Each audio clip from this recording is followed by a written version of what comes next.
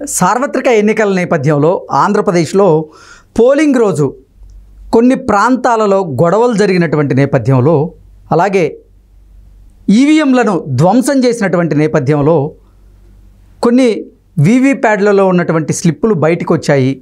ఆ స్లిప్పుల ప్రకారంగా ఒక పార్టీయే అధికారంలోకి రాబోతుందని స్పష్టంగా తెలుస్తోంది అంటూ కొంతమంది రకరకాలుగా సోషల్ మీడియా వేదికగా కొన్ని వార్తలు, కొన్ని పోస్టులు ఇప్పుడు షేర్ అవుతున్నటువంటి నేపథ్యంలో ఈ అంశం మీద మనతో మాట్లాడేందుకు ప్రముఖ రాజకీయ విశ్లేషకులు, ప్రముఖ సీనియర్ జర్నలిస్ట్ దుర్గా వడ్లమాన్ గారు మనతో ఉన్నారు. ఆవిడతో మాట్లాడదాం.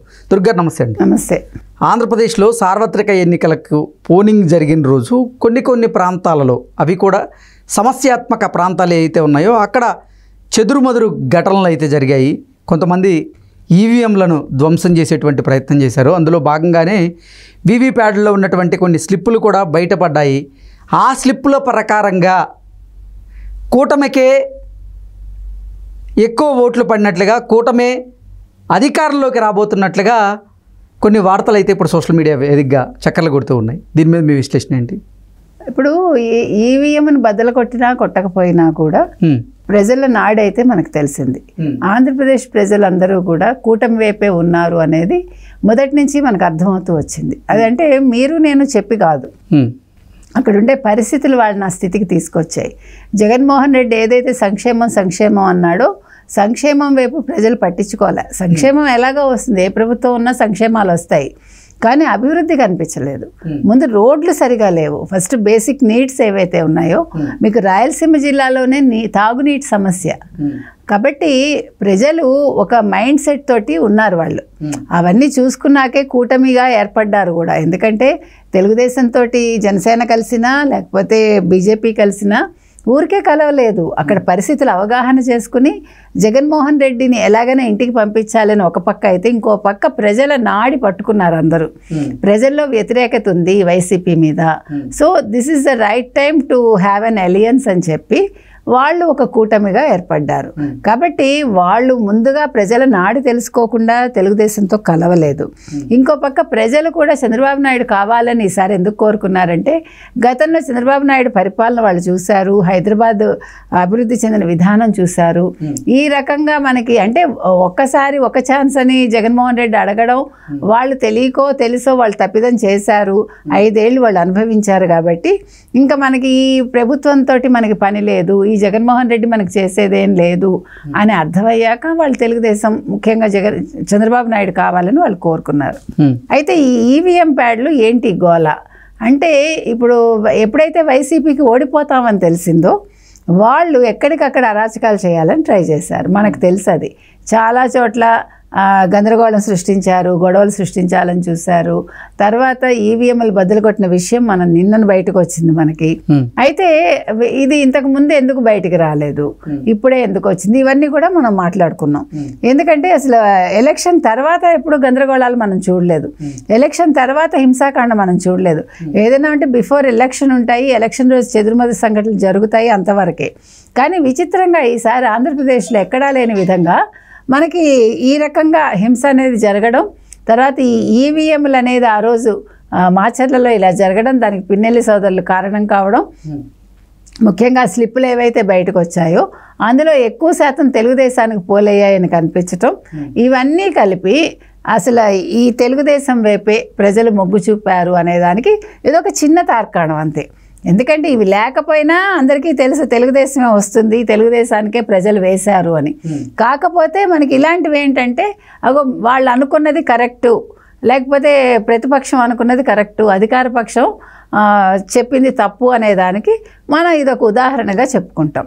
కాబట్టి ఈ స్లిప్పులు ఏవైతే ఉన్నాయో, ఓటర్ స్లిప్పులు, వీటిలలో వాళ్ళు ఖచ్చితంగా తెలుగుదేశానికే 80% పైన వేశారు అనేది మనకు కనిపిస్తుంది. పాల్వాయి గ్రామంలో ఉన్నటువంటి పోలింగ్ బూత్లో వైసీపీ ఓటర్లు, అంటే వైసీపీ సానుభూతి పరులు ఎవరైతే ఉన్నారో వారిని ఓటు వేయకుండా కూటమికి సంబంధించినటువంటి అభ్యర్థుల అనుచరులు కొంతమంది ఆపేసేందుకు ప్రయత్నం చేశారు.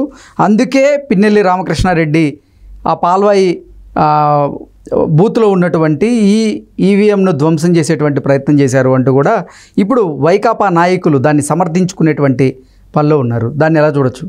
ఒకటి మీరు చెప్పినట్టుగా కాసు మహేష్ రెడ్డి మాట్లాడాడు, 2 అంబటి రాంబాబు మాట్లాడారు, 3 ఇందాక ఇవాళ అనిల్ కుమార్ యాదవ్ మాట్లాడాడు.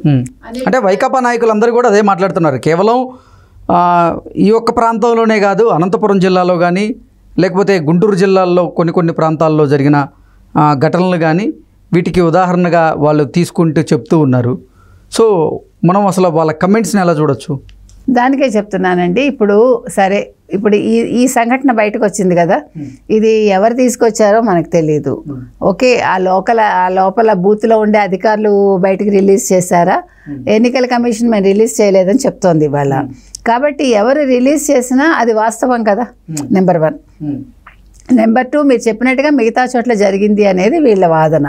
ఎవరు అంబటి రాంబాబు కావచ్చు, లేకపోతే అనిల్ కుమార్ యాదవ్ కావచ్చు.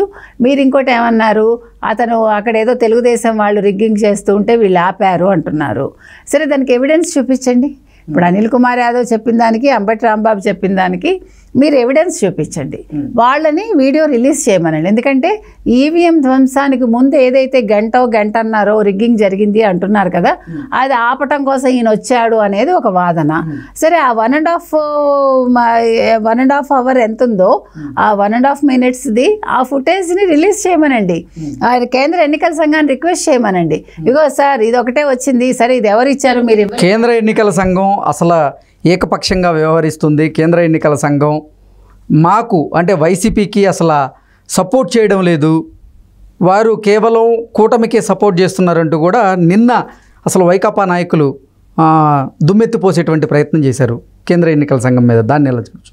ఏమంటే ఇప్పుడు ఇవాళే కేంద్ర ఎన్నికల సంఘం కావచ్చు, లేకపోతే మన ముఖేష్ మీనా కావచ్చు, వాళ్ళు సరే కేంద్ర ఎన్నికల సంఘం పక్కన పెట్టండి, ముఖేష్ మీనా ఎవరైతే ఉన్నారో ఈ ఫుటేజ్ మేము ఇవ్వలేదు అని చెప్పారు కదా. చెప్పినప్పుడు వీళ్ళు ఏ రకంగా, వీళ్ళు చెప్పింది తప్పే కదా, వీళ్ళు కూటమికి సపోర్ట్ చేశారు అనడం తప్పే కదా. ఎందుకు చెప్తున్నారు మరి ఆ వీడియో ఎక్కడి నుంచి లీక్ అయింది అంటూ ఆయన్ని ప్రశ్నించడం కూడా జరిగింది కదా. ప్రశ్నించమనండి, దానికి వాళ్ళే ఆన్సర్ తీసుకురావాలి. ఇప్పుడు ముఖేష్ మీనా ఏమన్నారు, మేము దాని మీద వెరిఫై చేస్తున్నాము, ఎవరు రిలీజ్ చేశారో మేము తెలుసుకుంటామని చెప్పారు. వాళ్ళు తెలుసుకుని చెప్తారు, లేదు ఈలోగా వైకాపా వాళ్ళే తెలుసుకుని రిలీజ్ చేయమనండి. నెంబర్ 1 ఆ పేర్లు ఏంటో చెప్పమనండి. నెంబర్ 2 ఆ 1.5 అవర్ ఫుటేజ్ ఏదైతే ఉందో అది రిలీజ్ చేయమనండి. వీళ్ళు ఎక్కడెక్కడ అల్లర్లు తెలుగుదేశం వాళ్ళు చేశారన్నారో అవన్నీ కూడా కేంద్ర ఎన్నికల సంఘాన్నో రాష్ట్ర ఎన్నికల సంఘాన్నో రిక్వెస్ట్ చేసి ఆ ఫుటేజ్ కూడా తెచ్చి వాళ్ళ మీడియాలోనే వేయమనండి, వాళ్ళ అఫీషియల్ ఛానల్లో వేయమనండి. ఎవడు కాదంటాడు? యూ షో దెమ్, అంతే కదా.